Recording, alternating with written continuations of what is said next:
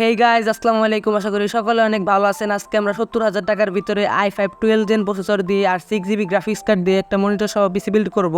আপনার বাজেট যদি 70,000 টাকা হয়ে থাকে, এই ভিডিওটি দেখলে আপনি সম্পূর্ণ ধারণা পেয়ে যাবেন। চলুন তাহলে আর বেশি কথা না বলে ভিডিওটি শুরু করা যাক। প্রসেসর হিসাবে নিয়েছি ইন্টেল i5 12400F। প্রসেসরের বক্স আনবক্সিং করার পর পেয়ে যাবেন একটি ইউজার ম্যানুয়াল, প্রসেসরটি আর একটি স্টক কুলার। এই ছিল বক্স কন্টেন্ট। প্রসেসরের বেস ফ্রিকোয়েন্সি হচ্ছে 2.50 GHz, ম্যাক্সিমাম টার্বো ফ্রিকোয়েন্সি হচ্ছে 4.40 GHz। প্রসেসরের ক্যাশ মেমোরি হচ্ছে 18 MB। এইটা 6 কোর 12 থ্রেডের একটি প্রসেসর। প্রসেসরের সাথে আপনারা 3 বছরের ওয়ারেন্টি পেয়ে যাবেন।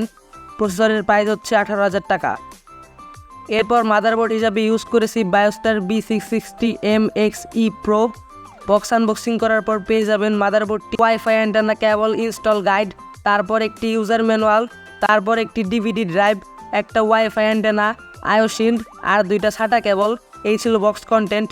এখন মাদারবোর্ডের কনফিগারেশনগুলো বলি। কম দামে খুব ভালো মানের একটা মাদারবোর্ড, আবার কিছু খারাপ দিকও আছে। আগে ভালো দিকগুলো বলি। মাদারবোর্ডের ভিতরে আপনারা 4টা র্যাম স্লট পেয়ে যাবেন, up to 64GB RAM use করতে পারবেন। তারপর মাদারবোর্ডের ভিতর আপনারা 2টা NVMe স্লট পেয়ে যাবেন, 2টাই কিন্তু DDR4-এর।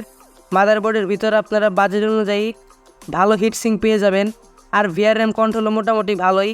এখন খারাপ দিকগুলো বলি।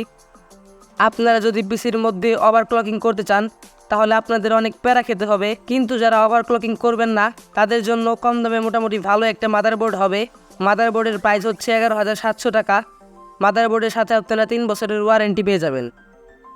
এরপর গ্রাফিক্স কার্ড হিসাবে ইউজ করেছি ইন্টেল ARC A380। গ্রাফিক্স কার্ডের বক্স আনবক্সিং করার পর পেয়ে যাবেন একটি ইউজার ম্যানুয়াল আর গ্রাফিক্স কার্ডটি। এটা কিন্তু DDR6-এর 8GB গ্রাফিক্স কার্ড। গ্রাফিক্স কার্ডের কোর ক্লক হচ্ছে 2450 MHz, মেমোরি ক্লক হচ্ছে 15.5 Gbps। গ্রাফিক্স কার্ডের ভিতরে আপনারা 3টা ডিসপ্লে পোর্ট পেয়ে যাবেন আর একটা HDMI পোর্ট।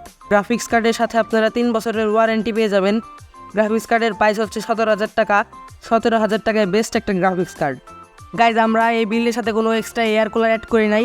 আপনার যদি বাজেট থাকে তাহলে একটা এক্সট্রা এয়ার কুলার অ্যাড করে নিন। আমরা স্টক কুলার ইউজ করতেছি। স্টক কুলার দিয়েও ভালোভাবে চলে যাবে কাজ, তেমন একটা সমস্যা হবে না। এরপর র্যাম হিসাবে ইউজ করেছি PNY Accelerate 8GB 3200 MHz gaming RAM. এটা খুব কম সময়ে জনপ্রিয় হয়ে গিয়েছে।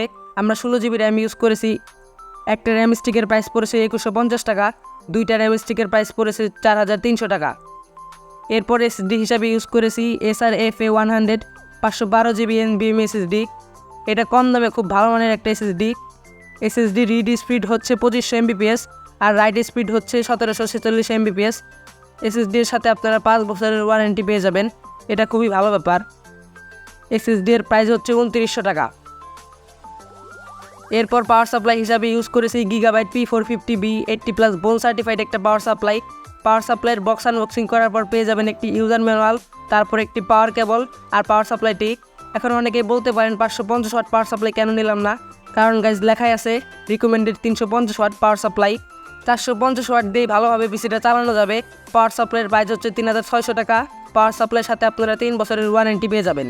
এরপর ক্যাসিং হিসাবে ইউজ করেছি OVO E335D mid tower gaming casing. কম দামে খুব সুন্দর একটা ক্যাসিং। ক্যাসিংয়ের সামনে এবং উপরে 2 জায়গায় ম্যাশ। এয়ার ফ্লো সিস্টেমটা অনেক ভালো এই ক্যাসিংয়ের প্রাইস হচ্ছে 2700 টাকা।